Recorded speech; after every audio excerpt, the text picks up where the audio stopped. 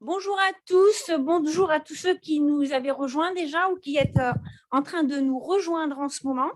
Merci de l'intérêt que vous portez à ce deuxième webinaire organisé par Mars Petcare sur l'intégration de l'animal en ville. Alors, 4 rendez-vous comme celui-ci sont prévus pour l'année 2021. Le premier ayant déjà eu lieu au mois de mars et qui a traité des conséquences de la crise du Covid sur notre lien avec l'animal. Donc, ce deuxième rendez-vous, comme vous avez pu le voir, a pour thème la lutte contre l'abandon et comment les villes peuvent aider dans cette lutte. Alors, l'abandon, malheureusement, c'est un sujet récurrent pour le monde de la protection animale. Dans notre métier de journaliste, on appelle même ça un marronnier, c'est-à-dire que c'est un sujet qui revient chaque année à la même période, un peu comme la rentrée des classes, les soldes ou les fêtes de fin d'année. Pour la presse animalière, donc l'abandon, c'est un incontournable. La vague revient chaque année. La seule chose qui change, c'est sa force. Le pays, cette année, sera-t-il submergé? Le message de l'adoption responsable aura-t-il bien passé dans la population? On ne le sait évidemment que lorsque la vague se produit et nous submerge parfois. Cette année, en 2021, pendant la crise sanitaire, les Français ont adopté, ils ont beaucoup adopté. La crise sanitaire leur a fait éprouver le besoin d'avoir un lien avec l'animal de compagnie, soit comme support émotionnel, soit comme dérivatif à la solitude ou à l'angoisse. Mais le déconfinement et le retour à la normale font craindre évidemment un retour des réflexes, des départs en vacances avec des abandons. Déjà aux États-Unis et en Angleterre, où les déconfinements se sont produits un petit peu plus tôt que chez nous, eh bien, on observe que les abandons ont commencé. Et un sondage outre-Manche a même révélé que 4 nouveaux adoptants sur 10, c'est-à-dire ceux qui ont adopté pendant la crise sanitaire, avaient comme projet d'abandonner l'animal qu'ils ont acquis pendant cette période. Donc, chez nous, la vague n'est pas encore arrivée, mais déjà, la saison des chatons a commencé. Et le nombre les refuges et les associations sont déjà quasiment saturés, en tout cas pour certains. La SPA que j'ai appelée hier, juste pour avoir une petite idée, m'a précisé qu'il commençait déjà à ressentir une reprise des abandons avec une hausse significative du nombre de chats par rapport à 2020, c'est plus 27%, et ce n'est que le début. Alors, comment les villes peuvent-elles lutter contre l'abandon? Comment peuvent-elles favoriser une adoption responsable et donc pérenne? Quels accompagnements sont possibles pour permettre aux propriétaires de chats et de chiens de ne pas avoir recours à cet acte ultime? Pour en débattre, nous avons réuni sur ce plateau 4 invités. Donc, 3 sont en présentiel, un autre en distanciel parce qu'il n'a pas pu nous rejoindre. Et chacun, à son niveau, agit pour lutter contre l'abandon et maintenir le lien entre l'homme et l'animal. Donc, avec nous, on a Loïc Dombreval, qui est député La République En Marche et porteur avec son groupe, de la proposition de loi voté en janvier dernier à l'Assemblée nationale sur la maltraitance animale et l'abandon. Nous avons aussi Jean-François Fontenot, dirigeant de la SACPA, spécialiste de la gestion de l'animal en zone habitée au service des collectivités, entreprises et particuliers. Je pense que c'est ça. Voilà. Nous avons Laurent Perrin, président du SNVEL. SNVEL, c'est le syndicat national des vétérinaires d'exercice libéral, pardon. Et membre du conseil d'administration de la Fédération nationale des vétérinaires de médecine solidaire. On appelle ça vétérinaire pour tous. Voilà. Et donc, nous avons en distanciel avec nous Jean-Marc Selou, qui est directeur au bureau en charge du bien-être animal à la ville de Nice. Nice qui a ravi cette année la première place du classement des villes de plus de 100 000 habitants où il fait bon vivre avec son chien du magazine 30 millions d'amis. Alors, avant que nous n'entrions vraiment dans le débat et dans la prise de parole, je laisse justement la parole à Romain Dumas, général manager de Mars Petcare France, qui est à l'initiative de ce cycle de webinaires. Merci Katia et bonjour à toutes et tous. Je suis très heureux d'être avec vous aujourd'hui. En 2 mots, pour ceux qui ne connaissent pas Mars Petcare, c'est un expert de l'alimentation animale qui est connu au travers de ses marques Pédigré, Whiskas ou encore Sheba. Et notre objectif, très clairement, avec ces rendez-vous, eh bien, c'est au final de dynamiser la réflexion sur l'inclusion de l'animal en ville comme un facteur de bien-être et de lien social. En fait, lors du dernier rendez-vous, on a beaucoup parlé de la hausse de l'adoption pendant la crise du Covid-19, comme Katia l'a à nouveau rappelé. Et puis aussi, on a évoqué le réconfort que nos chiens et nos chats nous ont apporté pendant cette période si difficile pour beaucoup d'entre nous. Alors aujourd'hui, avec le déconfinement, les départs en vacances qui approchent, il nous a semblé absolument essentiel d'aborder cette question de l'adoption responsable et clairement de la lutte contre l'abandon. Alors, ce sont des sujets qui nous tiennent très, très à cœur, comme en témoignent par exemple les différentes campagnes de sensibilisation que l'on peut faire, comme la campagne Ils partent avec nous. Ça fait 36 ans en fait qu'on déploie cette campagne pour lutter contre les abandons au moment des départs en vacances et qui sont, comme vous le savez, encore beaucoup trop nombreux aujourd'hui. Et dans le cadre de cette campagne, on met en fait gratuitement à disposition de toutes les municipalités, des vétérinaires qui le souhaitent, des supports de communication pour sensibiliser les patients et les citoyens. Alors, je vous remercie tout simplement pour votre écoute. Je vous souhaite un très, très bon débat et puis je suis bien entendu à votre disposition pour répondre à toutes les questions que vous pourriez avoir et puis en particulier sur nos actions et puis plus généralement sur le rôle qu'une entreprise peut endosser sur tous ces sujets. Katia, je vous laisse la parole et je vous souhaite à nouveau un excellent débat. On ne vous entend pas, Katia. Voilà, j'ai mis mon micro, c'est mieux comme ça. Juste pour préciser, avant qu'on passe aux choses, comment ça va se dérouler? En fait, les échanges vont se dérouler en 2 temps. Il y aura une première partie avec nos invités, chacun à tour de rôle, sur des questions qui les concernent précisément, et donc d'une durée de à peu près 45 minutes, je crois. Et donc, ensuite, il y aura une phase de questions avec vous de l'autre côté de l'écran. Donc, je vous invite d'ores et déjà à poser des questions, puisque de toute manière, on les rassemblera pour la fin. Voilà, donc on va commencer avec vous, Monsieur Dombreval. Vous avez porté donc la loi contre la maltraitance et l'abandon, et donc vous avez fait de la maltraitance et de l'abandon un sujet au cœur de votre mission parlementaire. Pourquoi? D'abord parce que c'est un combat qui me semble beau et juste, que la France se distingue, semble-t-il, de d'autres pays européens en particulier par le nombre d'abandons que ce pays connaît tous les ans. Alors, il est évoqué depuis des années, ce que vous évoquiez, Madame Renard, ce marronnier journalistique qui fait que tous les ans, à peu près au mois de juin ou au mois de juillet, on parle des abandons en France en disant qu'il y a environ 100 000 abandons. Je pense qu'il y en a beaucoup plus que ça. En fait, les associations parlent de 200 à 500 000, ça dépend des associations. 200 000 en tout cas, 200 000, c'est sûr. c'est absolument certain, c'est le minimum. En tout cas, c'est les chiffres que j'ai obtenus après avoir pas mal travaillé dans le cadre d'une mission gouvernementale qui m'avait été confiée par le Premier ministre l'année dernière. Donc, on est plutôt autour de 200 000, voire 300 000, me semble-t-il. Donc, et puis parce que eh bien, c'est devenu effectivement un sujet qui est un sujet très politique, hein, qui implique évidemment l'ensemble des élus au niveau national. On voit d'ailleurs qu'il y a de plus en plus d'élus qui sont en charge de ces questions de conditions animales dans les communes. C'est une très bonne chose. J'en vois d'ailleurs qui apparaissent à l'écran, dont certains que je connais. C'est une très bonne chose. C'est par la voie du règlement et de la loi également, bien sûr, que eh bien, on peut donner des outils aux maires et aux élus sur le terrain pour faire en sorte que ces abandons diminuent et que ceux qui pratiquent des actes de maltraitance, voire de cruauté ou qui abandonnent leurs animaux, eh bien, soient plus durement sanctionnés. Et ça, c'est évidemment la loi qui le permet. Et donc, c'est le législateur dont je fais partie avec d'autres députés et sénateurs qui pouvons agir sur ces leviers. Donc voilà, ce sont les raisons pour lesquelles on a travaillé et que cette proposition de loi que vous évoquiez, eh bien, est en cours de débat entre les deux assemblées en ce moment. Et justement, en fait, quand vous disiez que c'était au niveau politique, donc municipal, c'est une première chose, mais c'est vrai que c'est au niveau national. Vous avez donc proposé dans votre loi de renforcer notamment le contrôle de l'identification des animaux. On rappelle quand même que c'est une disposition qui est obligatoire, mais malheureusement qui n'est pas encore satisfaite, en tout cas pour nombre de chats. Oui. Les chiens, on est aux alentours de 75-80% de chiens identifiés, mais pour les chats, pas vraiment.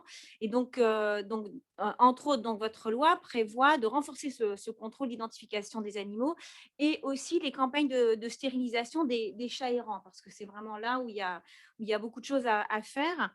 De mesures dont la mise en pratique échoue aux communes.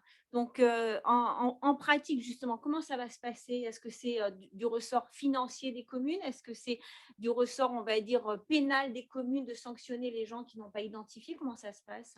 D'abord, vous l'avez évoqué, il y a là un vrai problème simplement d'information, hein, du public. Personne, en tout cas très peu de gens savent en France que le fait de ne pas identifier son animal de compagnie est passible d'une amende d'une contravention de cinquième classe de 750 €. Mhm. Enfin, j'aimerais qu'on fasse un sondage. Je me tourne vers le président du syndicat des vétérinaires. J'aimerais qu'on fasse un sondage auprès des propriétaires de chiens et de chats. Je pense que l'immense majorité d'entre eux l'ignorent. En tout cas, pour le chat, c'est sûr. Voilà, petite parenthèse, on est très, très, très fort en France pour faire des lois. Il faut ensuite les appliquer, puis ensuite, il faut faire connaître le fait qu'elles existent. Et il me semble que là, il y a un vrai champ de possible d'amélioration à apporter. Pour ce qui concerne la stérilisation, vous l'avez évoqué, il y a là aussi un problème qui est un problème de santé publique, qui est un problème de sécurité, qui est un problème bien sûr de bien-être animal, puisque ces animaux sont en grande difficulté, souvent sont malades Mm. et ont de nombreux problèmes. Je Et crois donc, qu'un chat errant, il a une espérance de vie de 2 ans. voilà, Ouais. c'est effectivement le chiffre que j'ai également en tête. Et donc, il y a là un vrai problème donc, avec vraiment de nombreuses facettes. Dans la proposition de loi que vous avez évoquée, que je soutiens, il y a effectivement un volet qui concerne l'obligation faite aux mairies et aux établissements intercommunaux, aux intercommunalités, de stériliser ces chats errants. Bien sûr, ça ne peut pas être uniquement à la charge de la commune.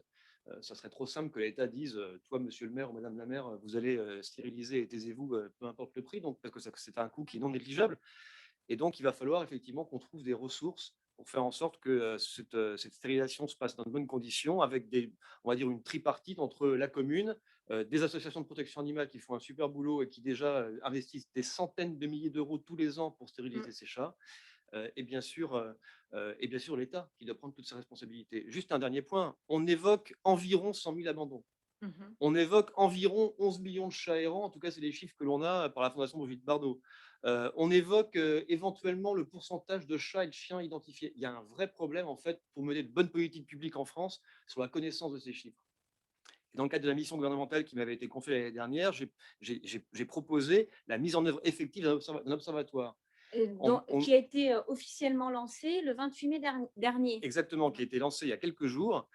Et c'est une très bonne chose, parce que tant qu'on n'aura pas des chiffres précis sur ce dont on parle et qu'on sera sur des espèces Exactement. d'approximations, on ne pourra pas mener de bonnes politiques publiques. Donc cet observatoire, c'est une bonne nouvelle.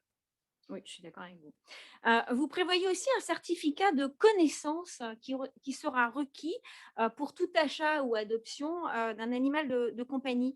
Alors déjà, qui met en place ce certificat et à qui revient le contrôle de ce certificat? Alors, Est-ce que les communes vont jouer un rôle, par exemple? le certificat de connaissance est à la charge de celui qui cède l'animal. Donc, il doit s'assurer que le propriétaire, Donc enfin, à l'éleveur, au voilà, refuge, l'animalerie. exactement. Donc D'accord. l'acquéreur enfin plutôt le cédant doit s'assurer que l'acquéreur, le futur détenteur, a bien les connaissances minimales requises. Sur ce point, moi, on en est encore au stade des débats, hein, puisque la proposition de loi n'est pas encore au Sénat. Mais moi, je pense qu'il y a que le diable, comme on le dit, se niche dans les détails, qu'il va falloir être extrêmement attentif à la façon avec laquelle le décret qui sera rédigé par le ministre sera rédigé précisément. Mhm. Parce que ça ne peut pas être uniquement un simple machin qui disant ah oui, ça c'est bon, d'accord, ok, je signe. Voilà. D'accord. Mm. Moi, je pense qu'il faut être beaucoup plus précis que ça et que pour éviter des abandons et ensuite qui posent des problèmes, on le sait, on va le voir dans le cadre de cette émission, aux communes, parce qu'à la fin, le chien et le chat, ils sont dans le foyer, et le foyer est dans la commune. Hein. C'est là quand même Mm. l'unité de base de la République. Il ne faut pas jamais l'oublier, et les maires, à cet égard, ils ont un rôle majeur. Eh bien, pour faire en sorte que tout ça se passe dans de bonnes conditions. Voilà. Et donc, il faut que ce certificat il puisse être le plus spécifique possible pour éviter les abandons. Ça veut dire que, par exemple, on ne peut pas se contenter de choses générales. Il faudra qu'on ait des choses très spécifiques. Je suis une personne de 65 ans, j'habite au 4e étage sans ascenseur dans un immeuble dans la banlieue parisienne. Je voudrais un doc de Bordeaux, voilà, ouais, Ouais. et j'ai une retraite de 800 € par mois. Bah, voilà, c'est des choses très, très concrètes dans lesquelles il faudra rentrer. Donc moi, je milite vraiment pour, non pas un papier qu'on va signer comme ça à la va-vite, mais plutôt pour quelque chose. Alors, ça voudrait dire que le revenu, c'est un facteur limitant à la possession de l'animal? Évidemment. Bah oui. C'est-à-dire que quand on est pauvre, on ne peut pas avoir d'animal. Mais on travaille là encore sur la question de la médecine vétérinaire solidaire, et de vétérinaire pour tous et d'autres organisations qui vont permettre de donner, mettre à disposition des soins de la part de vétérinaires, qui le font déjà d'ailleurs, hein, Mmh. pour On un certain nombre de l'abordera, cas. oui, oui, hein. Mais bien sûr on assiste à des abandons qui sont liés parfois à l'impossibilité pécuniaire que peuvent avoir certains propriétaires, qui se rendent compte qu'en fait, un chien de 80 kilos, ça coûte très, très, très cher Mmh. à nourrir, à entretenir. Et ça, c'est un vrai problème. Et je dis que, il faut que enfin, acquérir et devenir enfin, acquérir l'animal et l'adopter doit se faire en responsabilité, notamment sur cet aspect-là. C'est peut-être triste à dire, mais c'est une réalité et ça permettrait d'éviter un certain nombre d'abandons. Combien sur la totalité, je ne sais pas. Ça fait partie des chiffres qu'on n'a pas et qu'il va falloir avoir, mais en tout cas, c'est une réalité. On rappelle quand même que l'abandon, en fait, il est assimilé à un acte de maltraitance chaque fois, quand il est fait sur la voie publique. C'est-à-dire quand quelqu'un abandonne son animal auprès d'une structure, d'un refuge ou d'une association, il paye en général pour abandonner, ça n'est pas un délit. Ouais. Voilà. Bah, Donc c'est quand, c'est pas vraiment on un abandon non plus. Je veux dire, enfin, voilà, on le l'abandon. confie en fait à une structure Voilà, et en règle générale, enfin, c'est quelque chose qu'on doit motiver, ouais, et souvent, il faut le dire aussi, c'est le cœur serré que ça se passe. mmh. Donc voilà, il y a l'abandon lâche et odieux, en race campagne, et puis il y a l'abandon où on amène son animal parce que plein de raisons possibles, qui sont parfois d'excellentes Cet raisons. abandon pour lequel vous avez demandé, qu'on rehausse le curseur des sanctions. Ouais, Donc à 3 ans d'emprisonnement et 60 non 45 000 € d'amende? oui, c'est ça, Voilà, exactement. OK. Et quel retour vous avez de la part des élus municipaux? Parce que je sais que vous faites, le tour vraiment de beaucoup de communes. Quel retour vous avez de la part de ces élus de votre proposition de loi? Bah, Est-ce que c'est le même qu'au Sénat ou, à l'Assemblée? de, fa- de façon générale, le retour des associations de protection animale, moi, qui m'apporte beaucoup, parce que ce sont elles qui sont en contact avec leurs bénévoles du terrain et de la réalité concrète des choses telles qu'elles se passent, est plutôt bon. Alors, il y a des détails, il y a des points sur lesquels il faudra probablement amender et faire évoluer un petit peu le texte. De la part des communes, le grand point d'interrogation, et je le comprends parfaitement, pour moi-même avoir été maire, c'est l'aspect financier du coût de la stérilisation des chats Mmh. errants.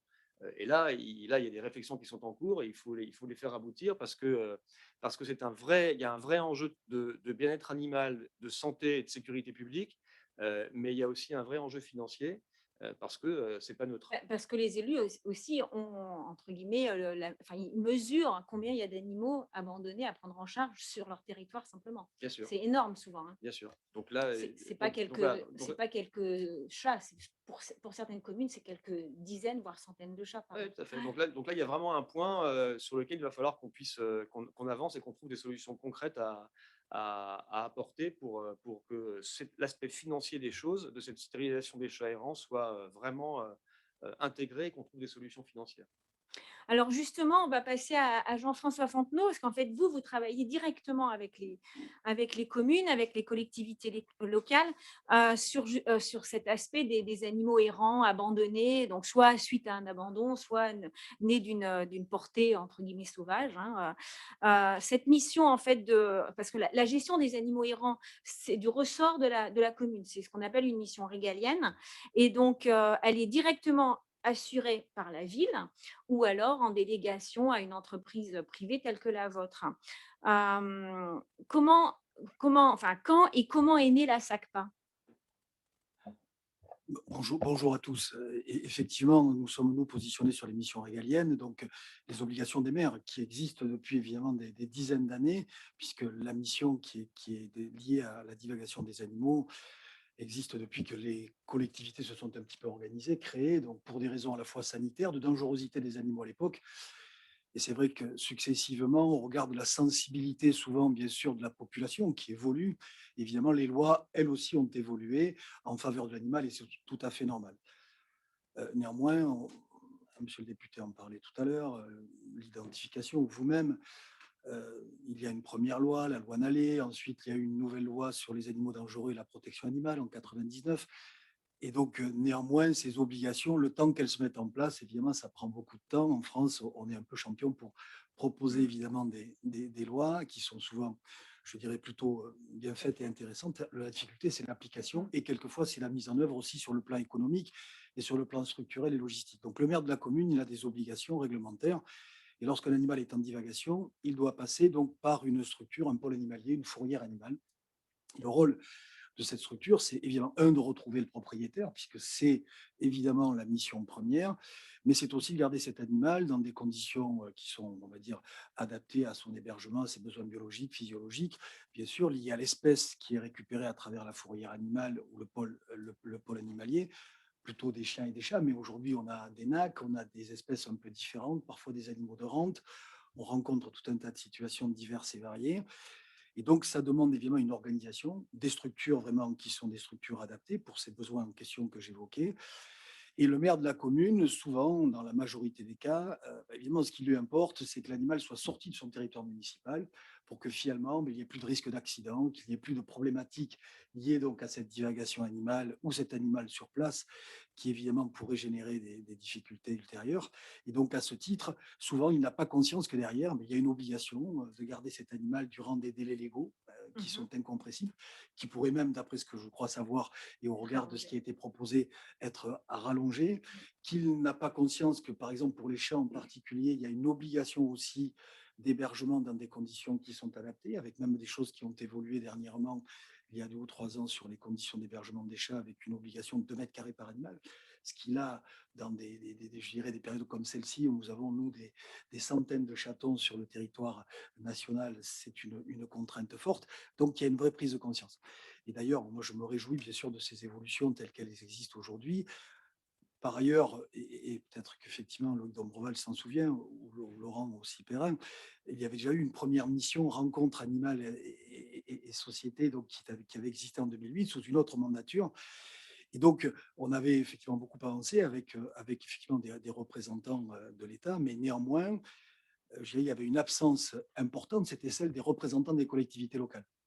Et ça avait été un vrai problème parce que finalement, les gens qui sont concernés aujourd'hui, ce sont les collectivités.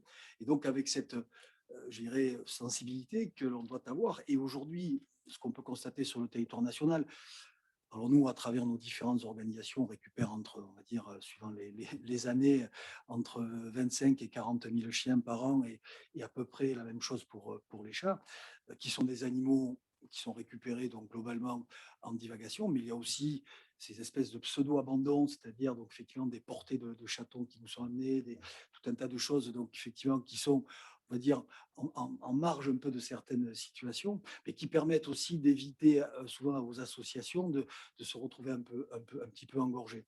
Mais tout ça pour dire que, bon, effectivement, il y a besoin d'avoir véritablement une vraie prise de conscience. Et aujourd'hui, ce que l'on observe dans les collectivités, c'est qu'il y a des services qui sont donc maintenant liés à l'animal et à son bien-être, et donc avec une approche qui est un peu différente de celle qui pouvait exister parfois sur des services plus classiques, des services techniques ou des services d'hygiène, par exemple, qui Mmh. souvent, eux, avaient en charge cette mission-là, avec un budget bon, qui est alloué et qui finalement, évidemment, pose problème à ces services en question. Et donc, il y a voilà, un changement de mentalité, et ça, effectivement, nous on n'y voit que des avantages. Ce qu'on comprend bien, c'est que cette mission, en fait, de gérer l'animal errant, elle peut être soit, prise en charge directement par la commune, soit par une société telle que la vôtre. Quel est l'intérêt pour une commune ou un regroupement de communes de déléguer cette mission, de service public à une entreprise privée, à faire appel à vous, par exemple? Alors, nous, enfin, l'organisation est née d'abord un peu de façon associative et on s'est rapidement structuré, professionnalisé. Pourquoi? Parce que cette première étape, elle remplit des missions donc régaliennes, on en parlait. Et effectivement, à l'issue de ces missions, le gestionnaire de la fourrière animale n'a que 2 possibilités. C'est soit l'euthanasie de l'animal, bon, ce que personne ne souhaite bien sûr, soit donc le transfert au profit d'une association qui, elle, dispose d'un refuge ou une fondation et qui peut proposer l'animal à nouveau et lui donner une nouvelle chance, une seconde Mmh. chance dans certains cas. Et donc, c'est vrai que cette dichotomie, elle permet de pouvoir rentrer dans un schéma qui doit être organisé, professionnalisé. et qui, d'une certaine façon, rassure aussi la collectivité, parce que, bien sûr, des associations remplissent aussi ces missions dans certains cas, et plutôt très bien d'ailleurs pour certaines d'entre elles, hein. Mais aussi, il y a quelquefois la difficulté d'avoir ces deux casquettes qui ne sont pas toujours évidentes parce que, et c'est normal, quand on est animé par une mission de protection animale pure et dure, on est quelquefois dans des approches un peu irrationnelles. On n'est pas conscient effectivement de ces sas sanitaires qu'il faut impérativement mettre en œuvre parce que, je dirais, l'animal, c'est un des maillons indispensables entre guillemets pour transmettre des maladies pathogènes à l'homme. Enfin, il y a quand même des choses qui sont importantes. Il y a des importations d'animaux quelquefois. Il y a des problèmes de rage endémiques dans certains pays qui sont quand même pas très loin des nôtres. Donc, il y a toute une organisation qui fait que il faut quand même sur cette première étape, on va dire, sécuriser évidemment cette approche et avec la récupération de l'animal perdu, abandonné quelquefois sur la voie publique ou blessé ou éventuellement donc dangereux. Alors justement, donc, dans le détail, comment se traduit votre intervention? C'est-à-dire, ça va de la capture, c'est vous qui patrouillez ou une commune fait appel à vous, en disant: «On a repéré un animal qui est errant, récupérez-le». À partir du moment où, il y a la capture et éventuellement la remise à son propriétaire, c'est quoi les étapes, essentielles? Alors, aujourd'hui, ce dont on s'est rendu compte en quelques années, c'est qu'effectivement, le maire de la commune ou le service concerné a besoin souvent d'une seule réponse pour tout un tas de raisons. C'est-à-dire qu'effectivement, on ne fait plus de ronde, ce qui existait par le passé, il y a Mmh, quelques dizaines d'années. Il y avait des camions qui et circulaient. C'était ramasser. un peu le parallèle avec les salles dalmatiens, là, donc Mmh. avec ces camions qui circulaient et donc ces gens qui capturaient les animaux qui étaient en divagation. Ça, ce genre de choses aujourd'hui, ça n'existe quasiment plus, si ce n'est quelquefois pour, je dirais, montrer une approche un peu dissuasive que l'on a encore dans certains départements, souvent des départements ruraux ou des zones où effectivement les maires des communes sont dans une logique un peu différente donc de ceux qui sont parfois en zone urbaine. Et je fais le parallèle avec ce que disait Louis Dombreval tout à l'heure s'agissant des chats et notamment la stérilisation. Donc il y a une sensibilité complètement différente suivant les communes rurales ou celles qui ne le sont pas en raison effectivement des autres espèces qui peuvent exister dans la commune rurale, ou des chasseurs avec Mmh. effectivement là aussi d'autres intérêts. Et donc cette approche, elle évolue vraiment. Et donc ça veut dire que nous concernant, on intervient donc À la du demande. début à la demande. Mmh. On intervient dans des délais qui sont évidemment très courts, puisqu'il faut effectivement apporter une réponse rapide hein, dans les 2 heures. Et puis, on Et une assume fois que tout le l'animal, circuit. voilà, une fois que l'animal, il rentre, chez vous, qu'est-ce qui se passe concrètement? L'animal, il est enregistré, il est bien sûr contrôlé, vérifié. Si effectivement il est identifié, on va dire nous, en gros, les chiffres sur le plan national, on est à peu près à 67-68% de chiens donc, qui sont identifiés, en sachant que par exemple à Nice, on est plutôt sur du 90% de chiens Mmh. identifiés, et dans le Gard, les Pyrénées-Orientales, les Côtes d'Armor, on est plutôt à 50-55% de chiens identifiés. Et donc à partir de là, évidemment, on met en Donc il vous place des revient d'appeler recherches. le propriétaire, Donc, on doit effectivement informer, enfin, retrouver le propriétaire. Alors, souvent, il a changé d'adresse. Il y a des choses qui ont évidemment changé dans dans la vie du chien et la vie du propriétaire quelquefois. Donc, on a aussi en parallèle tout un fichier national au regard mmh évidemment mh. de ce qu'on fait depuis des années, mais qui vient donc s'appuyer sur, bien sûr, le fichier ICAD, qui lui est celui, donc, effectivement, géré par, on va dire, le syndicat national des vétérinaires, et donc qui prend en charge l'identification des animaux, des chiens et des chats. Et donc, on retrouve le propriétaire et ensuite, bien sûr, le propriétaire vient récupérer son animal et à ce moment-là, il va pouvoir mettre en évidence que c'est bien son et animal et qu'il va falloir le restituer. et ceux qui n'ont pas de propriétaire, hein, alors, Alors, qu'est-ce qui se passe? en gros les chiffres, on va dire, nationaux sur je dirais, les 3 dernières années, on est quasiment à 30% de chiens qui n'ont pas de propriétaire ou dont les propriétaires ne se manifestent pas. Oui, parce qu'ils n'ont pas, Et donc l'adresse n'est pas à jour, parce qu'ils répondent ça veut pas. dire qu'ils ne répondent pas, ça veut dire qu'ils ne veulent pas Mmh mh. récupérer leur animal. Donc ce sont des espèces donc effectivement de divagation, abandon, on va dire Mmh mh. volontaire. Les propriétaires, très compliqué évidemment de les retrouver, quelquefois pas de moyens financiers. Donc engager une procédure contre eux, c'est très compliqué. On les a quelquefois identifiés. Donc c'est vrai que utiliser l'arsenal, on va dire réglementaire et la possibilité pénale d'engager donc les fameux 45 000 euros et puis les 2 ans ou 3 ans d'emprisonnement, on ne l'a jamais fait depuis 10 ans malheureusement, alors qu'on Mmh a des mh. cas évidemment au quotidien, vous l'imaginez bien. Mais ça veut dire que ces animaux ensuite sont transférés au profit d'associations. On travaille à peu près avec 250 associations sur le territoire national, ce qui nous permet véritablement, suivant les secteurs où nous sommes installés, de travailler localement avec des associations et de permettre à ces associations de récupérer des animaux qui vont être identifiés, c'est la loi et c'est normal, avec une primo-vaccination, et sur lesquels il va y avoir une première approche vétérinaire qui va leur permettre, on va dire, au 9e jour et bientôt au 17e jour, pour Ouais. ceux qui effectivement se retrouver sur des délais plus longs sur la partie fourrière, de pouvoir être proposés de suite à l'adoption. D'ailleurs, on a quelquefois d'entrée des demandes d'associations, et suivant le profil de l'association, on sait que cette association, elle est plus spécialisée pour les grands chiens, pour les petits chiens. On transfère des animaux, d'ailleurs, souvent avec la SPA en parallèle, avec laquelle on a des relations plutôt, on va dire, très permanentes. On transfère des animaux de Perpignan, quelquefois en Île-de-France, parce que en Île-de-France, on place plus facilement des petits chiens qu'à Perpignan, par exemple. Mhm. Donc, on a toute une organisation et qui aujourd'hui permet quand même de fluidifier un peu les choses. Et en parallèle, on a créé aussi une fondation parce que parfois, il y a vraiment des situations de saturation, il y a un nœud véritablement, et ça nous permet d'apporter d'autres réponses quand effectivement on n'a pas de solution avec les Alors associations. justement, la saturation, c'est l'été, là, c'est Oui. la période qui va démarrer. Est-ce que là, vous la redoutez? Est-ce que vous avez déjà des choses, des éléments qui vous permettent de Oui, penser que ben, ça va… par exemple, là, j'étais hier sur un site que nous gérons à Béthune, par exemple, la communauté d'agglomération de Béthune, qui est un très joli site, très récent, et bravo à la ville de Béthune qui a fait un effort énorme dans ce domaine-là. Il est vraiment un site où nous gérons à la fois la partie fourrière et la partie refuge. Et là, j'y étais hier, on a quasiment une centaine de chatons là, qui sont arrivés en l'espace de, on va dire, Ouais, c'est 8 la saison jours, des 15 jours. chatons. Mm, Donc ça, mm, c'est un vrai problème parce qu'aujourd'hui, ce qui se passait pas forcément à l'époque, les chatons, lorsque ils sont viables, on les conserve. mhm. Et on essaie de trouver des solutions, après avec des associations, des familles d'accueil éventuellement, et de pouvoir avoir les moyens pour les conserver dans des conditions qui sont à peu près acceptables. D'accord. Alors justement, on l'a abordé avec Loïc Dombreval, le coût des soins, c'est une des causes hein, d'abandon en France, soit parce que l'animal, déjà, il y a un minimum de vaccination, d'identification, ou l'animal est malade ou accidenté. Et on voit partout sur Internet surgir des cagnottes parce qu'il faut payer une opération, une réduction de fracture et tout ça.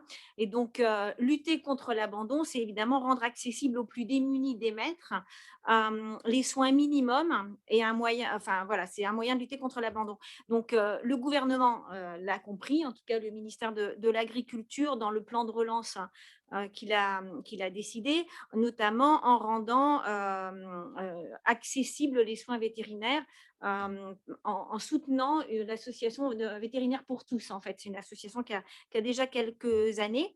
Et donc, c'est quoi la mission de Vétérinaire pour tous telle que… Alors, est-ce qu'elle a été redéfinie dans ce cadre de subvention par le plan de relance ou est-ce qu'elle est restée intacte?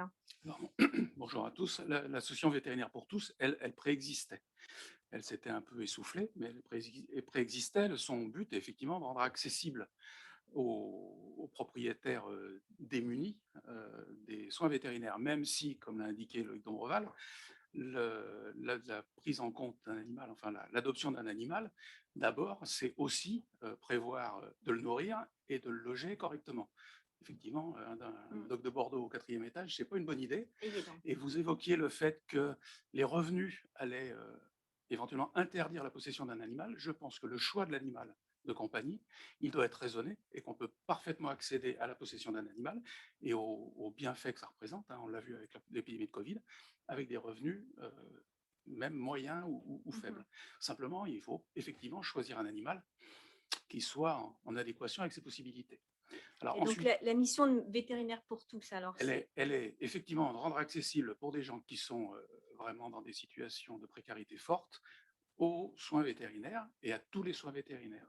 Et En- alors justement, dans la répartition du prix, par exemple d'un soin, d'un acte vétérinaire, ça va se passer comment entre l'association, le vétérinaire et le propriétaire? Alors, ce qui est prévu, c'est que l'acte sera facturé au prix classique, mais cette facture, par contre, elle sera partagée entre trois payeurs, qui seront le vétérinaire qui fera une remise d'à peu près un tiers de la valeur, un tiers qui sera pris en charge par l'association vétérinaire pour tous, et enfin un tiers qui restera à la charge du propriétaire, parce qu'il ne serait pas bon en termes de responsabilisation de totalement exonérer le propriétaire de son engagement à, comment dire, à entretenir C'est la correctement marque son de sa animal. propriété, de sa Voilà. responsabilité de l'animal. Je pense qu'effectivement, une partie des abandons est quand même liée à l'acquisition d'animaux qui présentent un problème. Quand on prend un chien, il faut imaginer qu'un chien, ça vit entre 10 et 15 ans. Quand on prend un chat, ça vit entre 15 et 20 ans. Donc, c'est un vrai engagement, alors, en particulier de la part de jeunes qui habitent chez leurs parents et où en fait, nous, on hérite, enfin les parents en particulier, héritent de ce chien parce que les jeunes qui vont être dans une chambre d'étudiants ne pourront pas emmener le chien et le chien, il reste à domicile. Donc, je pense qu'il faut vraiment une vision à long terme de la part des futurs propriétaires et ce qui était évoqué, le certificat de connaissance, il fait aussi partie de vraiment expliquer aux gens et que les gens prennent conscience de l'engagement qu'ils prennent quand ils prennent un animal de compagnie. Alors là, je prends une question à la volée. Je sais bien que ce n'est pas le temps des questions, mais ça tombe à point nommé. Justement, quelqu'un qui demande, Sabrina Henrique, qui est élue à Chambéry, je crois, qui demande s'il y a une grille des tarifs vétérinaires. Oui, Alors, non, les tarifs sont libres. ils sont Chez les libres, mais vétérinaires sont totalement libres. il y a un document sur le coût moyen, non, par région. Il n'y a pas ça? Non, non, Non. il n'y a pas de. C'est très difficile de donner un coût. Il y a des actes qui sont effectivement facilement comparables. Et puis, il y a des actes où, effectivement, le service rendu suivant les cliniques est différent. Ce qu'il faut savoir, par contre, ces tarifs sont libres, mais ça donne un, comment dire, un engagement, enfin, une responsabilité au vétérinaire qui est d'établir des devis. Et il faut absolument que les propriétaires n'hésitent pas à demander des devis. Alors, effectivement, c'est toujours compliqué de donner un devis sur une chirurgie qui peut être complexe et dont on ne connaît pas l'évolution avant d'avoir opéré le chien. Mais dans la plupart du temps, on peut donner les créneaux de devis qui permettent aux gens de choisir et de décider. Les tarifs sont libres, mais le choix de son vétérinaire est libre aussi. Alors justement, en parlant de choix de vétérinaire, quand on fait appel à l'association vétérinaire pour tous, on ne peut pas aller chez son vétérinaire normal et dire, bon, ben voilà, je veux entrer dans le cadre de l'aide par vétérinaire pour tous. Il faut que ça soit un vétérinaire qui soit adhérent de cette association. On est d'accord, c'est C'est bien. ça, On parle on parle enfin pas de volontariat. de volontariat, pardon, Voilà. de volontariat du vétérinaire. C'est pas n'importe quel vétérinaire. On ne peut pas se présenter chez n'importe quel vétérinaire. On est d'accord. Non, alors, tous les vétérinaires ne seront pas forcément adhérents à Vétérinaire pour tous. Ce qu'il faut savoir, c'est que globalement, ça a d'ailleurs été évoqué précédemment, la plupart des vétérinaires, et c'est pour ça que l'association est née aussi, nous sommes confrontés régulièrement à des clients et des propriétaires qui viennent nous voir en disant, voilà, j'ai un chien, j'ai un problème, mais par contre, je ne vais pas pouvoir vous payer. Bon. Donc, on est déjà habitué Oui, régulièrement, tous les vétérinaires, à travailler. Alors, je vais dire, c'est du bricolage, souvent. voilà, j'ai un chiffre, je vais citer ma source, hein, c'est la dépêche vétérinaire qui dit qu'avec 40 millions d'euros par an en faveur des associations de protection animale et ou des personnes démunies, les vétérinaires praticiens sont les premiers contributeurs de la protection animale en France. Donc, ils font déjà beaucoup d'efforts. Donc, Voilà. l'association vétérinaire pour tous, effectivement, elle va renforcer cet effort. Mais, et j'ai lu aussi que 60% des vétérinaires y consacrent 1 à 50%, non, 1 à 5%, pardon. C'est énorme, 50%. Hein. C'est des mécènes, en fait. 1 à 5% de leur chiffre d'affaires. C'est pas mal, hein, quand même. Oui, c'est pour ça que comment Tant vous mieux. dire, c'est pour ça que l'association vétérinaire pour tous, son but, c'est aussi d'abord de fédérer toute cette comment dire, activité des vétérinaires qui préexistent. Et puis c'est aussi, effectivement, avec l'aide du gouvernement, c'est organiser aussi une prise en charge pour une partie de cette action auprès des propriétaires qui ne soit pas toujours du fait des vétérinaires. Actuellement, les vétérinaires le font sur leur propre denier. Et je pense que c'est bien de donner une visibilité et puis C'est ce que vous disiez, où l'État doit s'engager aussi sur ce soutien aux plus démunis, quoi, aussi. Oui, bien sûr. D'ailleurs, Ouais. le gouvernement a largement abondé, insuffisamment, semble-t-il, c'est ce que disent les vétérinaires, pour la recréation de vétérinaires, la remise En au goût du activité. jour en activité de le vétérinaire pour tous à hauteur de 4 millions d'euros. Et a également, dans le cadre du plan de relance, contribué à hauteur de 20 millions d'euros sur la Oui, oui, rénovation c'est une grosse somme, même si de effectivement, c'est jamais refuges. assez. Oui. Donc, c'est Alors, à vétérinaire pour tous, après, de trouver les moyens d'être voilà, pérenne. alors voilà, au-delà du volume de l'aide qui est accordé par le plan de relance, il y a aussi effectivement le problème que nous allons avoir géré dans l'association vétérinaire pour tous, c'est la pérennité de ces fonds et comment obtenir un abondement. Alors, ce n'est pas forcément de l'État, il faut voir qu'on trouve un système qui permette effectivement de donner une pérennité longue à cette action. Et à terme, il y aura une liste des vétérinaires, on va dire pas agréés, mais des vétérinaires qui sont adhérents de l'association? Alors, il n'y aura pas vraiment une liste, mais la personne qui sera en demande de bénéficier de l'association vétérinaire pour tous aura un contact soit téléphonique, enfin numéro de téléphone ou un site sur lequel il se référencera et qui lui donnera le vétérinaire adhérent le plus proche de chez lui.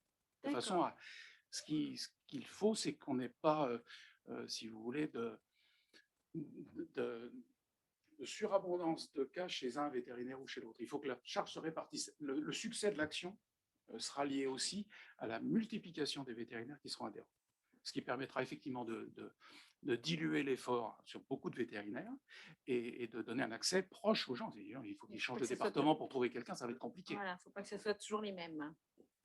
Oui, bien sûr.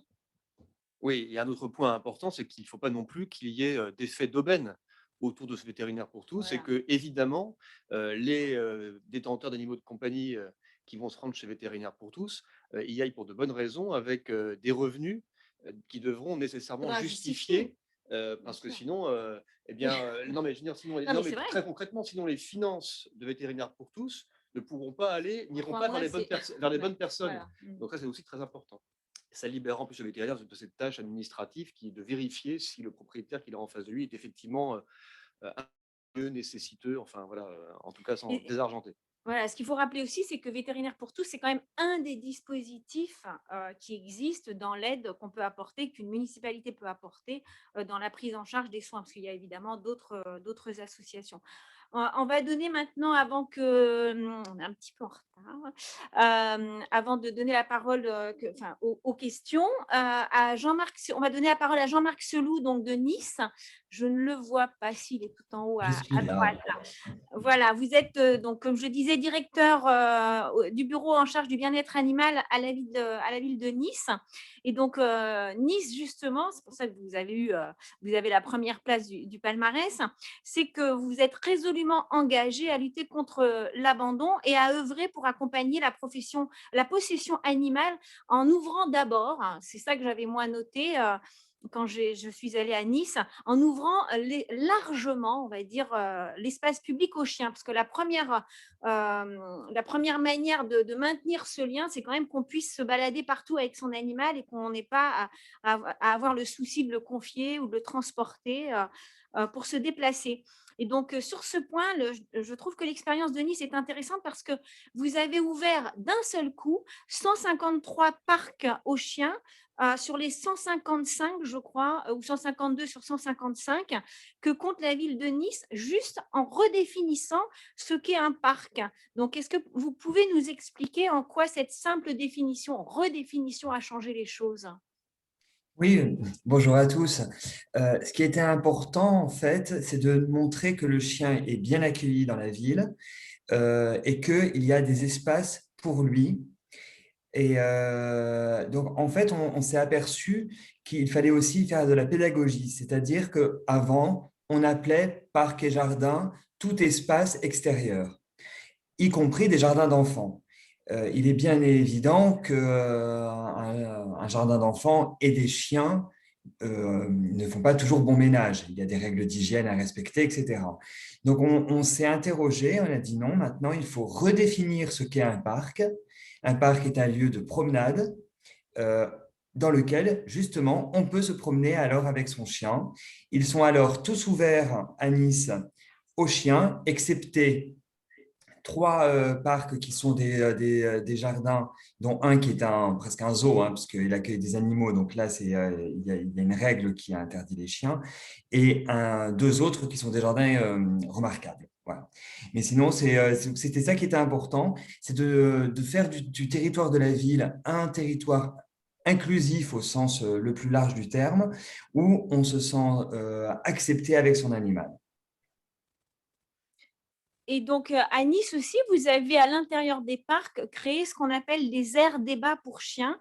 Donc, moi, j'en ai vu quelques-unes. Qu'est-ce qu'elles ont de spécifique, ces aires débat? Qu'est-ce que vous avez voulu faire Est-ce que c'est interdit, c'est réservé exclusivement aux chiens et à leurs propriétaires et interdit aux autres? Ou alors est-ce que c'est ouvert plus largement à tout le monde? Non, l'air débat est ouvert à tous, si tant est qu'on souhaite se promener à l'intérieur d'une aire débat pour chiens, mais c'est possible de le faire. Il existe à l'heure actuelle 12 aires débat sur l'ensemble du territoire de la ville. On essaye d'en créer en fait dans chaque quartier parce que ça fait partie du bien-être animal qu'à un moment donné, l'animal puisse être sans laisse et puisse courir sans attache. Nous sommes dans une ville, dans un territoire urbain où la plupart vivent en appartement et quelquefois les surfaces viennent à manquer. Donc, il est essentiel de créer ces espaces pour respecter donc, le bien-être animal. Il y en a d'autres qui vont voir le jour petit à petit, on espère en centre-ville, mais c'est toujours des territoires qui sont plus difficiles aussi à conquérir. Ce sont des espaces qu'on essaye le plus agréable possible aussi pour les maîtres. On se rend compte que ce sont aussi des espaces de convivialité où les gens échangent et le chien plus largement est toujours une source une origine du contact qui recrée ensuite du contact entre les gens, ce qui manque très souvent dans les villes. Alors, je précise pour ceux qui voient, je pense que non, c'est pas derrière moi. Je ne sais pas si tout le monde voit les photos aussi. Voilà, donc les photos qui défilent actuellement sont des photos qu'on a prises lors d'un reportage justement à Nice quand on a fait ce palmarès des villes où on voit justement là c'est un espace, c'est une aire débat pour chiens, donc qui est plutôt bien aménagée où il y a évidemment un point d'eau, des bancs pour les propriétaires. Et donc voilà, toutes les photos que vous allez voir, c'est des photos qui ont été prises à Nice. À Nice, il y a une particularité, c'est qu'il y a la mer, évidemment. Et Nice fait partie des rares, vraiment rares villes où une plage entièrement dédiée aux chiens existe. Et là, il y a même une deuxième plage. Alors, il faut quand même qu'on rappelle, parce que normalement, c'est monsieur Henri-Jean Servat qui devait être là et monsieur Selou le remplace très efficacement. Mais Henri-Jean Servat, c'est l'élu municipal en charge donc, du bien-être animal. Et donc, je crois que l'idée de la deuxième plage, c'est une idée d'Henri-Jean Servat. Mais voilà, quels aménagements vous avez opérés pour qu'une plage soit spécifiquement… Là, en fait, on voit à l'image, à l'écran, la plage de Caras. Je crois que c'est la première plage, mais il y en a une autre qui doit être effective et ouverte cet été. Et donc, quels aménagements vous avez prévus? Alors, c'est donc sur les deux plages, effectivement, donc Caras que vous voyez ici, qui a donc de l'eau potable et un robinet aussi pour nettoyer le chien, parce que voilà, une fois qu'il s'est baigné, on a de la chance de ne pas avoir de sable à Nice pour les propriétaires, parce que ça peut être un enfer. Mais il y a eau courante, la baignade est autorisée, la promenade sans laisse est également autorisée. Et celle-ci est assez pratique, celle de Caras, parce qu'elle est indépendante des autres plages. Elle n'est pas en lien avec les autres. La deuxième, elle, se situera au milieu de la promenade des Anglais, en face de l'hôpital pour enfants. Ça, c'était un souhait de l'élu à la santé avec qui on a travaillé. Pour justement que les enfants de leur chambre d'hôpital puissent voir des animaux. On avait prévu initialement de faire un parcours agility sur cette plage, mais la DDTM ne nous l'a pas autorisé. Donc, ça sera une plage classique, autorisée aux chiens, presque vraiment favorisée, réservée pour les chiens et leurs propriétaires, évidemment. Et on va aussi, elle sera inaugurée au courant du mois de juin, on va faire aussi de la pédagogie sur comment utiliser une plage pour les chiens, pour que ce soit du vrai bien-être animal, parce qu'on constate quand même bien souvent qu'il des propriétaires qui pensent bien faire, mais amènent leur animal au plus chaud de la journée, sur des galets brûlants, en plein soleil. C'est peut-être pas forcément, là, on n'est pas forcément dans le bien-être animal. Donc, on va aussi apporter cette pédagogie-là.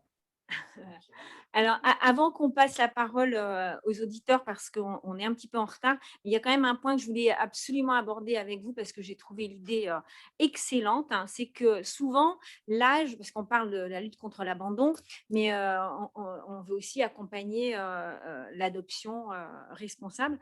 Et souvent, l'âge est un frein à l'adoption. En France, il y a beaucoup de personnes âgées qui voudraient adopter, mais qui, dans les refuges, se voient refuser une adoption d'un animal parce qu'elles sont trop âgées. Et les refuges, les associations, je dirais à juste titre, hein, qui s'inquiètent pour l'animal, ont peur que la personne qui adopte décède avant l'animal et que l'animal reconnaisse à nouveau le traumatisme de l'abandon. Et donc, vous, à Nice en tout cas, pour faire lever ce frein à l'adoption, vous avez inventé un système astucieux de la double adoption, c'est-à-dire le double adoptant. Donc, vous allez développer ça, mais en gros, ce sont deux adoptants qui se proposent pour un animal, évidemment l'un plus jeune que l'autre, hein, ce n'est pas deux personnes de 90 ans, mais la plus jeune s'engageant à être le propriétaire de l'animal si le premier propriétaire décède. Vous pouvez développer?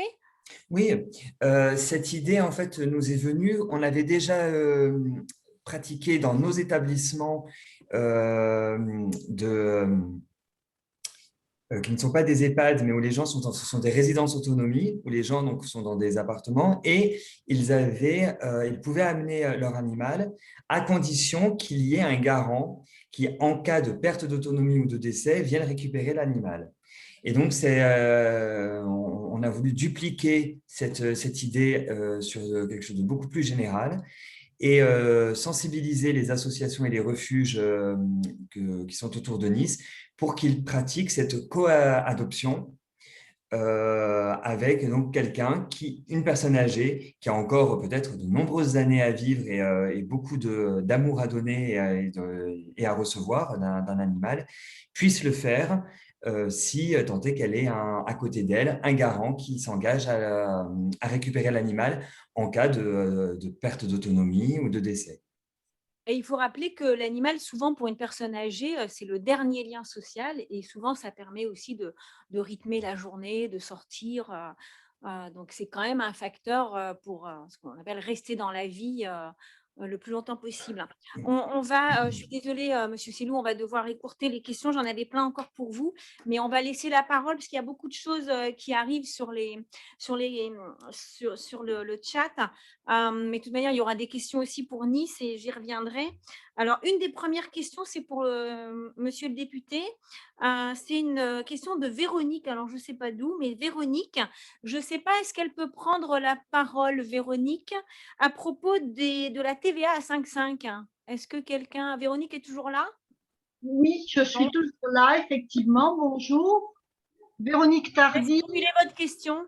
Oui, effectivement, je posais simplement une question à Monsieur Dombreval, s'il n'était pas utile d'envisager une réforme de la TVA, notamment sur les soins animaliers, de les faire passer à 5,5%. Je pense que ça serait un grand pas pour aider les propriétaires et aller dans le sens de la lutte et de la prévention pour l'abandon. Alors, merci pour votre question, qui est une question ancienne qui revient régulièrement sur les bancs de l'Assemblée nationale et du Sénat. Moi, j'ai pris une position très claire par rapport à cette idée de la TVA à 5,5. Il y a un sujet TVA pour la profession vétérinaire, je ne vais pas rentrer sur ce sujet-là, mais je ne pense pas que baisser la TVA modifiera quoi que ce soit, augmentera le nombre d'actes. Je ne crois pas à ça. Il y a des exemples qui sont, je ne vais pas déployer maintenant, mais il y a des exemples qui indiquent que très très souvent la baisse de TVA ne permet pas une augmentation ou une diminution des prix. Donc je suis beaucoup plus favorable à l'idée de vétérinaires pour tous dans un dispositif, encore une fois, accompagné par l'État, aidé, etc., qu'à une disposition comme celle-là, qui en plus est extrêmement compliquée à mettre en œuvre. et à contrôler ensuite. Donc voilà, un aspect d'efficacité qui ne me semble pas du tout acquis, et un deuxième aspect qui est une complexité, et donc une solution qui est, me semble-t-il, plutôt la médecine vétérinaire solidaire, avec sur un certain nombre de critères. J'ai vu aussi une question passer tout à l'heure dans le fil de discussion, des critères qui sont des critères sociaux, qui sont parfaitement connus, qui sont à disposition, encore une fois, des centres communaux d'action sociale ou des acteurs sociaux, et qui permettront de vraiment vérifier que les personnes sont en difficulté pécuniaire. Et voilà, je crois plus à ces mesures-là. Monsieur Perrin dit qu'il peut donner la liste des critères, en tout cas certains critères d'éligibilité. Rapidement, les critères d'éligibilité, le premier est l'avis de non-imposition. Et ensuite, c'est avoir accès au revenu de solidarité active, à l'allocation adulte handicapé, à l'allocation solidarité spéciale ou à l'allocation solidarité personnes âgées. Donc, voilà, les critères sont très réglementés. Et en fait, ils sont validés par les services sociaux en amont de l'accès chez le vétérinaire. C'est-à-dire que le vétérinaire, lui, sait si la personne est éligible à vétérinaire pour tous, mais il ne sait pas sous quels critères particuliers de l'un ou de l'autre. D'accord. Alors, j'ai une question alors de Saint-Ouen. Je ne sais pas, j'ai pas le nom. À propos de, est-ce qu'elle peut prendre la parole? Est-ce qu'une collectivité, c'est pour vous, Monsieur Perrin, est-ce qu'une collectivité peut aider Vétérinaires pour tous quand on parlait de financement pérenne? Il y a une piste. Ah, Ah ouais, il faut profiter. à ce jour, Alors, je ne sais pas si la personne peut prendre Oui. la parole. Bonjour, Madame de Canton. Je suis première adjointe à la transition écologique de Saint-Ouen dans le 93. Et je suis ravie de cette rencontre et je ne connaissais pas donc cette association Vétérinaire pour tous. Donc, merci beaucoup pour me l'avoir fait découvrir. Et je me demandais si une collectivité pouvait, d'une manière ou d'une autre, établir un partenariat avec cette association, voire contribuer peut-être financièrement via un don, je ne sais pas. Voilà, c'est une question. À ce Il faut jour, lancer donc, un appel, là, c'est le moment. l'association débute. Je pense qu'il n'y aura aucun problème, effectivement, vu qu'on est à la recherche de financement pérenne. Après, vous donner, comment dire, les modalités, c'est trop tôt pour le faire. Mais effectivement, de toute façon, on va être à la recherche de financement pérenne.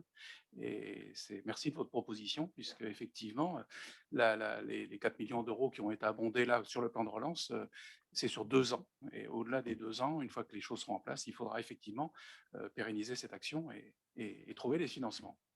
Il faut peut-être préciser, enfin, peut-être que je me trompe, mais Vétérinaires pour tous est organisé région par région. Comment ça se passe? Donc, des communes peuvent aider leur région. C'est ça. En fait, les fonds sont alloués alors, il y a 3 niveaux. Il y a l'association nationale, Vétérinaires pour tous, des associations régionales qui sont l'association qui est habilitée à recevoir les fonds, et ensuite des associations départementales qui, elles, organisent sur le terrain l'action. Voilà, donc en fait, ça sera les régions probablement qui resteront le point de contact pour les financements. Pour revenir sur le travail entre les collectivités territoriales et les vétérinaires, il y a 2 points que je voudrais signaler. C'est que le syndicat avait eu, il y a quelques années, une action Mères et Véto qui permettait effectivement d'aider les mairies à travailler sur l'inclusion des animaux en ville. Je pense qu'on a évoqué tout à l'heure le problème des fourrières, enfin le sujet des fourrières. Les vétérinaires sont souvent le premier point de contact des animaux errants. Et très souvent, ce n'est pas organisé avec les mairies. Soit les maires n'ont absolument pas conscience du fait qu'ils sont responsables d'organiser la fourrière de leur commune. Ça, c'est un premier problème. Moi, je l'ai connu même dans mon département, qui est un département rural. On a fait une réunion et les maires présents, certains étaient étonnés de savoir qu'ils en étaient responsables. Et qu'ensuite, on aura toujours, même avec une prise en charge par la SACPA ou par la SPA, puisque souvent il y a des conventions avec les SPA locales, on a toujours le problème du délai entre le moment où le chien est récupéré sur la route par un particulier et le moment où il est pris en charge par l'association. Et en général, ce sont les vétérinaires qui sont comment dire, le point de contact, et souvent avec des problèmes d'organisation vis-à-vis de la commune, puisque en fait, on ne peut pas, nous, rentrer dans nos cliniques vétérinaires où on a des animaux souvent malades hospitalisés, des animaux en bonne santé qui viennent d'on ne sait pas où, et avec un problème de microbisme dans les 2 sens. Donc, comment dire, j'engage les communes à prendre contact avec leurs vétérinaires, ou les communautés de communes avec les vétérinaires du secteur, pour organiser cette réception des animaux. C'est vraiment un point critique de la gestion des animaux errants. Monsieur Dombreval avait quelque chose à ajouter avant Monsieur Fontenot sur cette question. Oui, une précision également pour la première adjointe à la ville de Saint-Ouen sur la question des aides potentielles à vétérinaires pour tous. Je rappelle, sous le contrôle du président du syndicat, Laurent Perrin, que historiquement, Vétérinaires pour tous était financé par des collectivités locales. Donc, ça, c'est un point important. Deuxièmement, les communes le font déjà, en tout cas un certain nombre d'entre elles, en venant abonder les campagnes de stérilisation qui sont menées et qui sont également abondées par des grandes fondations de protection animale. Donc, c'est typiquement le type d'exemple qui indique que dans le futur, ce sera également possible. Et un dernier point qui concerne ce qui a été évoqué avant, qui était très important, qui a été évoqué par Jean-Marc Selous sur la ville de Nice. Dans la proposition de loi qui a été débattue à l'Assemblée nationale au mois de janvier, il y a un article que j'ai rajouté à la loi qui concerne un mandat de protection future et qui va permettre, dans un acte officiel et notarié, de dire, en cas de difficulté, c'est à cette personne-là que je confie l'animal. Le mandat de protection future, c'est vraiment un nouvel outil qui existe déjà, mais qui n'existait pas pour les animaux de compagnie, qui va être permis officiellement, on est dans la loi, pour les animaux, quand la loi sera votée. Donc voilà, donc ça, je pense que c'est un point Même également moi, je ne l'ai pas important. vu, hein, Ouais, ce point-là. mandat de protection future. Ouais. Ouais. Et Monsieur Fontenot voulait intervenir aussi. Oui, je voulais intervenir là par rapport à ce qui vient d'être dit. Là, c'était très pertinent ce que disait Laurent Perrin. C'est vrai que souvent les vétérinaires se retrouvent confrontés à des situations, alors pas toujours sur les animaux blessés, parce que c'est compliqué pour un particulier de récupérer un animal blessé, de le charger dans sa voiture et de l'amener dans une clinique vétérinaire. C'est pas ce qui se passe généralement, mais pour des animaux dont le passé sanitaire n'est pas connu, et c'est toujours compliqué pour une clinique vétérinaire, bien sûr, de récupérer l'animal dans ces conditions. Donc c'est pour cette raison qu'effectivement, on a passé, nous, des accords avec des collectivités et les vétérinaires pour faire en sorte qu'on puisse intervenir dans des délais très courts, dans un délai d'1 heure, 1 h 30 grand maximum, pour faire en sorte que la clinique vétérinaire puisse faire en sorte que l'animal soit récupéré donc par l'organisation, et ça c'est évidemment très important. Et ce qu'on a surtout mis en place, parce qu'on s'est rendu compte que les vétérinaires étaient souvent je dirais la porte d'entrée lorsqu'il y avait quand même des animaux blessés dans certains cas, et c'est effectivement la prise en charge des soins conservatoires. C'est-à-dire que systématiquement, on s'engage à payer Vous pouvez des soins préciser ce que alors, des sont soins les soins conservatoires, c'est-à-dire conservatoires. qu'un animal qui est sur la commune, blessé, le maire de la commune a des obligations. Alors ça, il ne le savait pas vraiment, hein. Donc, ça veut dire évidemment prendre en charge cet animal, l'amener chez un vétérinaire le plus près possible, évidemment, de l'accident quand l'animal est blessé, on va dire gravement, et qu'effectivement, les premiers soins soient pris en charge. Alors, on prend ces premiers soins en charge, souvent on va plus loin. Lorsque l'animal est identifié, on essaie de retrouver le propriétaire, bien sûr. Il continue donc à s'acquitter de ses frais vétérinaires éventuellement, ou il change parfois de clinique vétérinaire parce qu'il a quelquefois un vétérinaire attitré, donc à partir de là, il peut changer évidemment de clinique vétérinaire, mais il y a une prise en charge. Ce qui fait qu'il y a quand même une réponse, et sur ces animaux, au-delà des gens qui sont en difficulté financière et des logiques vétérinaires pour tous, ou dispensaires encore dans certains cas, je pense, effectivement, il y a une réponse qui est apportée et qui, je crois, donc sécurise la collectivité dans ce domaine-là. Il n'y a pas toujours cette prise en charge. Enfin, moi, je l'ai expérimenté parce qu'on a suivi des sapeurs-pompiers qui souvent récupèrent des animaux blessés sur la voie publique. Donc, on va dire le déroulé, c'est qu'ils doivent amener cet animal chez un vétérinaire justement pour dispenser ces fameux soins conservatoires. Donc, en tout cas, pour les pompiers de Paris, ils ont une liste de vétérinaires pour ne pas toujours aller chez le même, mais ils ont une grande, grande difficulté à trouver un vétérinaire qui accepte, même si c'est obligatoire, parce que souvent, ces animaux n'ont pas de propriétaire, et donc le vétérinaire dit, bah, moi, je vais y être de ma poche, même pour, entre guillemets, maintenir l'animal en vie et faire en sorte qu'il ne souffre pas. C'est ça, les soins conservatoires, c'est éviter qu'il ne meure et qu'il ne souffre, mais pas soigner. On est Absolument. Donc, d'accord. il est pour répondre à votre question, effectivement, il y a des zones blanches. Aujourd'hui, Paris, qui est pourtant, dire, alors, pas la plus grande Il y a ville, une puisque c'est un densité de département, vétérinaires qui est importante, là. mais il y a une densité de vétérinaires, mais surtout, c'est, je dirais, là, des obligations qui sont à la fois portées par la préfecture de police de Paris, puisqu'on est dans un département, Oui. avec une approche après un peu différente s'agissant de la collectivité, avec une sensibilité qui n'est pas la même. Donc nous, on n'intervient pas à Paris, paradoxalement. Et donc à partir de là, nous, partout, nous avons des conventions avec des collectivités locales. Mhm. Le vétérinaire qui est installé sur cette collectivité fait valoir évidemment ces soins conservatoires. C'est notre mode de fonctionnement. Parfois, on a des animaux qui arrivent d'autres, je dirais, secteurs que de collectivités locales qui sont évidemment conventionnées avec nous. Mais bon, ça fait partie parfois des situations qu'on ne peut pas toujours maîtriser. Mais normalement, la loi étant plutôt bien faite, si les choses sont bien organisées, il y a des réponses, et elles devraient, grâce aux efforts de chacun, permettre de trouver des solutions dans ce domaine. D'accord. J'ai une question pour Monsieur Selou de la part de, alors je ne sais pas si c'est Monsieur ou Madame Depoulain à propos de la double adoption. Est-ce que Monsieur, Madame Depoulain est en ligne? Est-ce qu'elle peut prendre la parole? Sinon, je reformule la question. Non. Bon, bah alors je vais reformuler la question. En fait, Madame Céline, c'est Céline Depoulain, qui voulait savoir si la ville de Nice avait un retour sur cette formule de double adoption. C'est pour Monsieur Selou. Oui. Alors pour le moment, c'est vraiment, c'est encore à l'état de projet.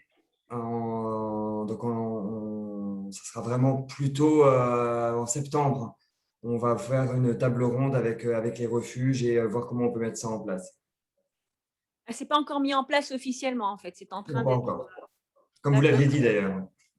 Alors, moi, je sais qu'à Cambrai, je ne sais pas s'il y a un représentant de Cambrai parmi nos auditeurs, mais j'avais fait un reportage à Cambrai, dans la ville de Cambrai, où pour favoriser l'adoption d'animaux par des personnes âgées qui sont autonomes, on est d'accord, eh bien, la ville avait un partenariat avec le refuge. Je pense que c'est la SPA de Cambrai, enfin à côté. Et donc, elle s'engageait à subvenir aux besoins, donc justement aux frais de ces chiens. Donc, évidemment, ils étaient pris en adéquation avec le mode de vie de cette personne âgée. Donc, elle prenait, la ville prend en charge, c'était le CCAS, qui prend en charge les soins, qui prend en charge aussi la nourriture si la personne âgée ne peut pas, et surtout qui s'engage à garder l'animal si la personne âgée est hospitalisée. Et puis, si la personne âgée décède, elle reprend l'animal et elle lui trouve une autre famille prioritairement. Donc ça, c'est des choses qui existent dans certaines villes et donc qui sont des expériences à partager autour de l'adoption par des personnes âgées, parce que je rappelle que quand même l'animal, c'est souvent le dernier lien social. J'avais également une question de Monsieur Charrier. Est-ce que Monsieur Charrier est en ligne? Non, il y a des gens qui s'en vont. Donc, il y a quelqu'un qui dit bravo Monsieur Dombreval pour ce mandat. Oui, je suis en ligne là, Ah, Monsieur Charrier, voilà. Vous pouvez poser votre question. Vous avez fermé votre micro, je pense, Monsieur Charrier. Ça y est. Vous m'entendez là? Là, on vous entend. Voilà, moi je suis psychiatre et conseiller délégué. On ne vous entend plus. Bon, il y a un problème avec votre micro, visiblement, Monsieur Charrier. Et... Bon, alors, je vais Non, on ne vous entend pas. Je suis désolée. Donc, je vais reformuler, en fait. Je suis désolée, on ne vous entend pas, Monsieur Charrier. Je ne sais pas, a priori, vous ne nous entendez pas non plus. Vous m'entendez là? Là, on vous entend, mais 3 secondes après, on ne vous entend plus. Mais c'est pas grave, la question est passée. Attends, animal en Non, mais allez-y, là, on vous entend. Activez le son, coupez mon audio. Allez-y. Il n'entend pas. Allez-y, monsieur. Bon, alors je vais la reformuler. Je ne sais pas si vous m'entendez. Monsieur Charrier, écoutez, je ne sais pas si vous m'entendez, mais je vais reformuler votre question, je l'ai sous les yeux. Donc, vous dites que du fait de la montée en puissance de la notion du bien-être animal, ne serait-il pas envisageable d'instituer une journée nationale où tous les intervenants, députés, maires, conseillers, associations puissent se retrouver? Cette union qui fait la force permettrait une formidable conscientisation nécessaire de notre démarche. C'est à ce prix que les politiques suivront en masse. Donc, c'est vrai qu'il y a quand même, Monsieur Dombreval, un décalage entre l'opinion publique et les politiques sur la prise de conscience de ces problématiques. Mais cette histoire de journée nationale, moi, je dirais qu'on pourrait le faire au moment de la journée nationale mondiale contre l'abandon, qui a lieu le 26 juin cette année. Mais effectivement, on pourrait prévoir une rencontre autour de ces problématiques. C'est pour Monsieur Dombreval.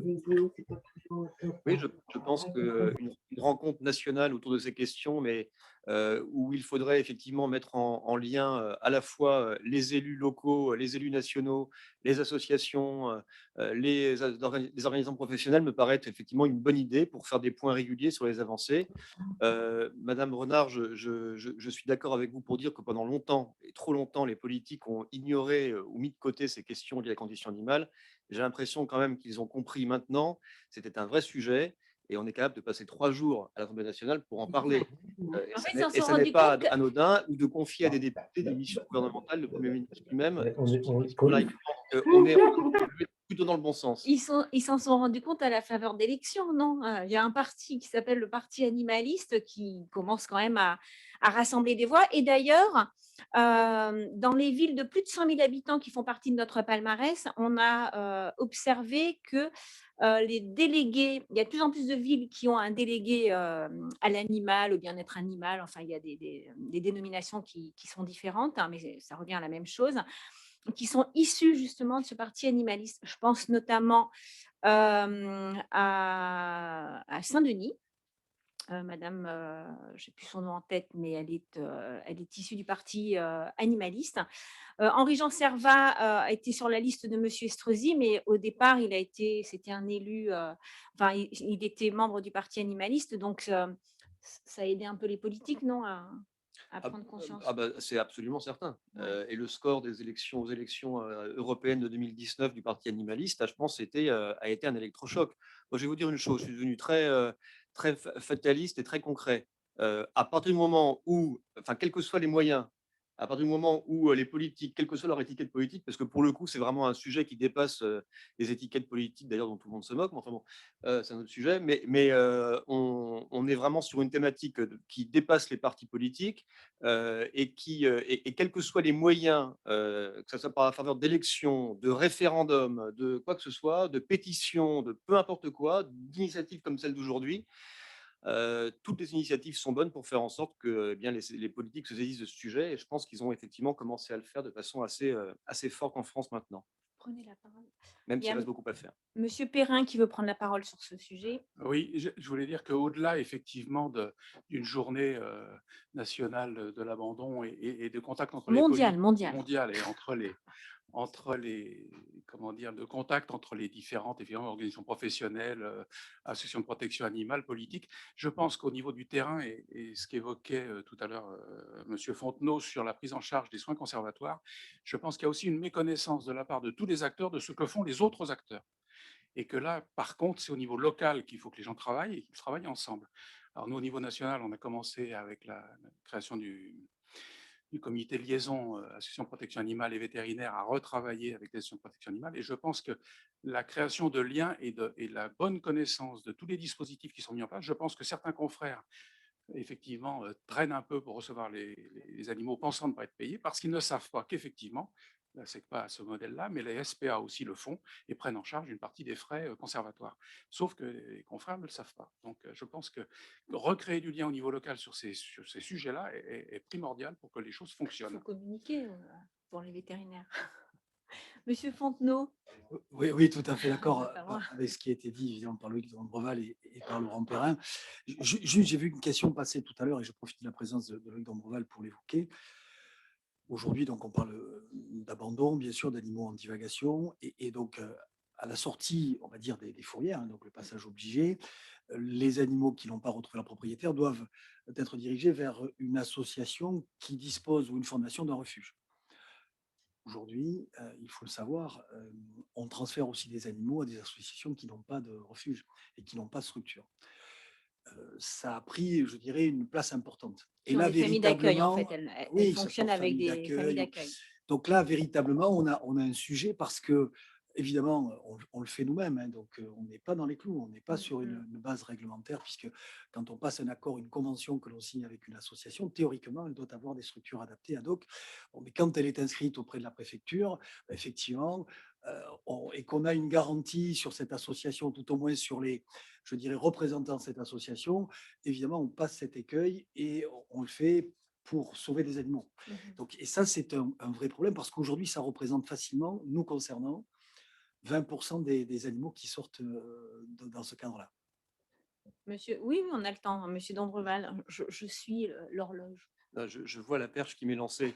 Parce qu'à l'issue des débats à l'Assemblée nationale, il y a eu une espèce de levée de bouclier de ces associations sans refuge, considérant par un article qui a été voté qu'elles allaient être mises en difficulté et que les familles d'accueil allaient purement et simplement disparaître. Je pense qu'il y a eu, je pense pas, je suis certain, je le sais, puisque je suis un petit peu à l'origine de la loi avec d'autres. L'objectif n'est pas du tout de remettre en question les associations avec famille d'accueil, pas du tout. La question est de définir très précisément ce qu'est une famille d'accueil. Parce qu'il faut le dire aussi tout à fait clairement, il existe aujourd'hui, même si c'est marginal, des refuges qui accueillent des animaux de façon non conforme à la réglementation. Il faut le dire. Et il existe également des familles d'accueil qui, dans de grands élans de générosité, on ne peut pas leur reprocher, passionnels, on ne peut pas leur reprocher non plus, accueillent beaucoup d'animaux dans des conditions qui sont parfois indignes. Or, il y a un vide juridique sur la définition de ce qu'est une famille d'accueil aujourd'hui dans la législation française qu'il fallait combler. Alors, qu'il y ait des ajustements à apporter pour rassurer tout le monde dans le cadre de la proposition de loi que j'ai évoquée, c'est absolument certain, au regard de ce qui m'a été dit et de ce que j'ai pu lire sur les réseaux sociaux à la lecture de cet article une fois qu'il a été voté. C'est certain. Mais par contre, en aucun cas, on remet en question la famille d'accueil. On cadre juste ce qu'elle est et les obligations et les devoirs qu'elle peut avoir à partir du moment où elle accueille un animal. Voilà, c'était vraiment l'objectif de cet article voté à l'Assemblée à la fin du mois de janvier. Mais c'est un vrai sujet, hein, on va dire la professionnalisation, en tout cas l'adéquation d'une famille d'accueil avec la responsabilité, la prise en charge d'un animal vivant. À partir du moment, dans tout un tas de professions où on prend en charge un animal vivant, il y a un diplôme à minima qui est requis, c'est la CACED. Et effectivement, ça, beaucoup d'associations qui fonctionnent comme ça, au sein d'une même association, personne ne détient cette ACACED. Donc, alors, elles font un travail formidable, mais l'amour n'est pas forcément la compétence. Voilà, et parfois, on dit toujours, voilà, l'enfer est pavé de bonnes intentions. Il y avait Madame Houlbert qui demande d'intervenir. Alors, on se connaît bien, Fabienne et moi, et donc justement, je voulais donner la parole à Fabienne parce que Fabienne, justement, elle met en place un système qui permet aux villes de s'appuyer sur une association pour pouvoir prolonger le lien de la personne âgée avec son animal. Fabienne, si tu pouvais prendre la parole. Oui. Voilà. Merci Katia de me donner la parole. Oui, effectivement, je rebondissais par rapport à Nice. Donc, effectivement, ce sont de très bonnes initiatives et elles peuvent se compléter parce que justement, la problématique, c'est l'abandon contraint avec ces personnes âgées quand elles rentrent en EHPAD ou la perte d'autonomie. Donc, c'est pour ça qu'on essaie de mettre deux dispositifs, donc maintien de l'animal au domicile du maître et structure d'accueil des animaux des résidents dans les EHPAD, afin que ça s'institutionnalise dans quelques années, pour que ça soit, après, on dit, voilà, on sait que si on a 65 ans ou 70 ans, on peut prendre un animal senior, et on sait que s'il nous arrive quoi que ce soit, bon, c'est instauré justement ce système du maintien à domicile ou pour l'EHPAD, pour l'acceptation de l'animal. Et on l'a fait avec une solidarité, parce qu'on sait pertinemment que malheureusement, les retraites sont de moins en moins, je dirais, hautes, donc il fallait s'adapter. Et il ne faut pas que ça soit un frein, et on revient avec ce qu'a dit d'ailleurs l'association vétérinaire pour tous, justement pour corroborer ce côté, pour éviter ces abandons qu'on peut éviter en donnant de la chance à ces gens et en ayant ces structures. Et le bonus par rapport à notre association, c'est qu'on fait des créations d'emplois, donc des AVAC, qui sont des auxiliaires de vie de compagnie des animaux pour les personnes dépendantes, et on aura des ASV qui seront dans les EHPAD. Donc finalement, on génère aussi l'emploi, et je pense qu'aujourd'hui, on en a bien besoin. Voilà. Alors, juste pour ceux qui ne connaissent pas ce que fait Fabienne Ah oui, Aubert, en fait, elle représente l'association Terpeta. Et donc, vous tapez Terpeta, ça veut dire tu es responsable pour toujours de ce que tu as apprivoisé. Donc, c'est TERPTA, hein, il me semble, hein, Fabienne. tout à Et fait, tout à fait. Fabienne, je pense que tu as quelque chose qui commence à être mis en place avec la municipalité de Nice. Et donc, pour les élus qui nous écoutent, si vous voulez des renseignements, rapprochez-vous soit de Terpeta, soit de Jean-Marc Selou, Alors, si je est encore là. alors Katia, donc oui, on va initier la seule chose que l'association Tarpeta a vraiment besoin, c'est qu'on puisse avoir des référents là où on va s'installer. Parce que le souci, bon, moi j'ai initié plein de choses, mais après il faut qu'on ait des relais. Et ces relais, c'est sur place. Voilà. Donc ça, c'est en cours, on est en train de mettre ça en place et c'est ce qui va faire la force aussi. Et c'est cet esprit de tu es responsable pour toujours de ce que tu as apprivoisé de Saint-Exupéry, c'est aussi la création du lien et le maintien du lien, même entre nous, pour fédérer et pour faire changer la société. Donc là, les référents, on a besoin sur les endroits où on va s'installer, qu'on ait justement des représentants sur place qui vont pouvoir relayer ce qu'on fait, tout simplement. Voilà, donc c'est en cours. Merci.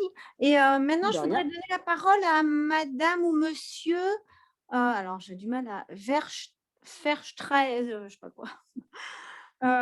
Verstreit. Voilà. Je suis désolée d'écorcher votre nom. J'ai un peu de mal. Je Vous n'ai m'entendez? Ah ben voilà. que le son, je n'ai pas de caméra. Oh, mais c'est pas grave, à partir du moment où on vous entend, c'est très bien. Allez-y, posez votre question. Non, moi j'avais des questions par rapport aux chiens catégorisés, puisqu'on a des problématiques sur la ville par rapport à des élevages clandestins. Vous représentez quelle ville? On sollicite la police pour intervenir. Bon, c'est vrai qu'on a rarement. On vous entend très très mal. Vous m'entendez? Allô? Rapprochez-vous du micro. Oui, vous m'entendez là? On vous entend là. Bougez plus, on vous entend. Donc, je voulais savoir s'il y avait une possibilité de faire avancer d'une quelconque manière la loi ou la réglementation afin qu'on puisse établir avec la police ce qu'on essaye de faire depuis un certain temps, des procédures pour pouvoir intervenir, notamment quand on nous signale tantôt des élevages clandestins de chiens catégorisés dont on sait après qu'ils vont être vendus sous cap à des prix pas possibles, qui seront pas stérilisés parce que voilà pour faire de la reproduction. On a des cas de maltraitance aussi, notamment ce qui a été indiqué sur la discussion de chiens mis dans des cages sur les balcons au soleil par grand froid, enfin je vous en passe. Et on est tout le temps tributaire du bon vouloir de la police, d'un officier de police judiciaire, qui sont par ailleurs sur nos territoires dans le Val d'Oise très occupés par d'autres choses. Donc nous n'arrivons jamais à intervenir sur ces situations-là, alors qu'elles posent énormément de problèmes aux riverains, puisqu'il y a des agressions. Encore dernièrement, un chat a été agressé par le pitbull d'un jeune devant les yeux d'enfants qui ont été terrorisés et voilà, on ne peut rien faire. Donc, est-ce qu'il n'y aurait pas quelque chose à faire du point de vue réglementaire et de la loi? Merci. Merci pour votre question, monsieur Dombreval, c'est pour vous. Oui, Est-ce que c'est prévu dans la loi, par exemple, d'étendre Alors, déjà, dans la loi, il y a un certain nombre d'outils qui permettent de venir saisir un animal dont on observe des actes de maltraitance. La loi est assez bien conçue. Le problème, effectivement, de nouveau, c'est son application. Et avant son application, je pense qu'il y a là aussi une vraie question, et j'essaie de mettre ça en œuvre dans mon département des Alpes-Maritimes, c'est de faire se parler les acteurs de la chaîne judiciaire. Tout à l'heure, ça a été évoqué par Laurent Perrin, le président du syndicat. C'est vrai que là, il y a un vrai problème il y a un vrai déficit de dialogue entre, encore une fois, tous les acteurs de la chaîne judiciaire.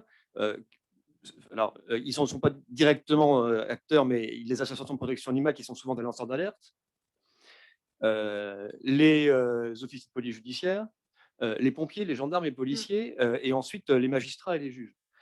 Donc, il y a deux aspects. Il y a un aspect sensibilisation, information, sensibilisation non pas des bénévoles, des associations, mais de toute la chaîne judiciaire.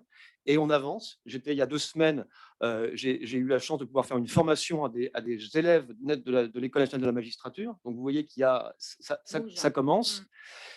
Il faut en faire autant et sensibiliser avec la police nationale, la gendarmerie, les pompiers, etc.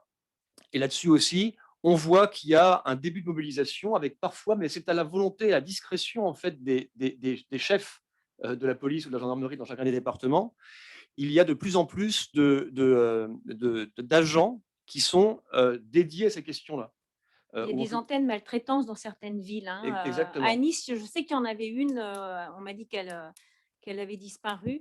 Donc, il y a un gros travail d'éducation, d'information à faire auprès de la chaîne judiciaire pour pouvoir agir plus rapidement. Mais les outils sont à disposition. Très récemment, il y a eu un cas en Seine-Saint-Denis. Il se trouve que j'ai la chance de très bien connaître le préfet de Seine-Saint-Denis. Il y avait une scène absolument horrible qui a été diffusée sur les réseaux sociaux. L'affaire a été réglée en 2 heures. Mais c'est parce que je connaissais le préfet. Donc, c'est pas normal. Et effectivement, voilà. En fait, le facteur humain, ça joue encore beaucoup. Bien sûr, et puis aussi parce que les forces de l'ordre, dans un certain nombre de départements, et probablement même dans tous les départements, elles ont parfois elles sont parfois en effectif un petit peu trop réduit, et elles ont des priorités qui sont d'intervenir essentiellement sur des problèmes qui sont liés à des violences faites aux êtres humains. Donc voilà, donc tout ça est en train de bouger, et le principal, je pense quand même, c'est cette information, cette éducation auprès des acteurs. Il y a M. Fontenot qui voulait intervenir. Oui, pour aller dans le sens de ce qui vient d'être dit par Louis Dombreval, je pense qu'aussi là, on parle des animaux dits dangereux, et donc cette situation qui est une situation évidemment très complexe. Alors nous, par exemple, on a aujourd'hui encore sur le territoire national peut-être 500 chiens de catégorisés qu'on garde depuis des mois et des mois et des mois, peut-être pour certains depuis plus d'1 an. La vraie difficulté, c'est qu'effectivement, c'est de savoir ce que l'on fait de ces animaux lorsqu'ils ont été saisis. Parce que clairement, ça veut dire que ces animaux vont être gardés durant des délais incroyables. Oui, parce qu'en fait, il faut préciser qu'un animal saisi, il est entre guillemets dans une procédure judiciaire et il ne peut pas être mis à l'adoption tant que la procédure n'a pas atteint son terme. Et donc, si c'est un animal catégorisé, ce qui est souvent le cas, son adoption est théoriquement impossible. Donc, ça veut dire que là, on est dans une situation très complexe qu'on a connue d'ailleurs en 2001-2002 où, par exemple, à Gennevilliers, on a eu jusqu'à 450 chiens catégorisés qui étaient donc effectivement ensemble. Une délégation parlementaire s'est déplacée parce qu'on est dans une situation qui était extrêmement critique. Et donc, les services de l'État se servaient évidemment de cette loi pour intervenir parce que souvent, évidemment, la population qui avait ce type d'animaux, qui sont plutôt d'ailleurs très sympas pour beaucoup d'entre eux, c'était plutôt une population jeune qui était sur d'autres délits que celui de détenir un animal de première catégorie.